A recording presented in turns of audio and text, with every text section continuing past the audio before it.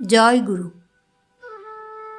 অখণ্ড মণ্ডলেশ্বর শ্রী শ্রী স্বামী স্বরূপানন্দ পরমহংসদেবের অমৃতময় বাণী। দত্তক পুত্র গ্রহণের উদ্দেশ্য।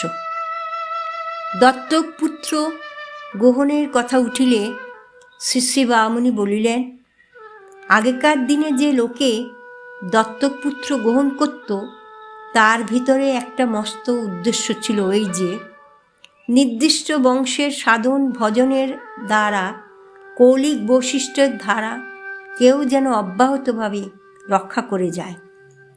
পরের ছেলেকে এনে নিজের সম্পত্তিটুকু দিয়ে দেওয়ার তাৎপর্য এই ছিল যে সে যদি নিমক হারাম না হয় তাহলে কুলদেবতার পূজা, বংশের বিশিষ্ট পার্বণ সব সে নিখুঁতভাবে রক্ষা করে যাবে।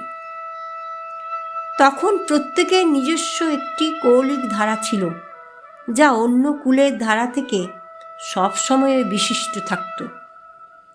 প্রত্যেক গৃহের কুলদেবতা অপর গৃহের কুলদেবতা থেকে একটা বিশিষ্ট কৌলিন্যের অধিকারী বলে গণ্য করা হতো। আমার বাড়ির গদাধর খুবই জাগ্রত, তোমার বাড়ির দামোদর তত জাগ্রত নয়, এইরূপ একটা মনোভাব অনেকের মধ্যেই থাকত।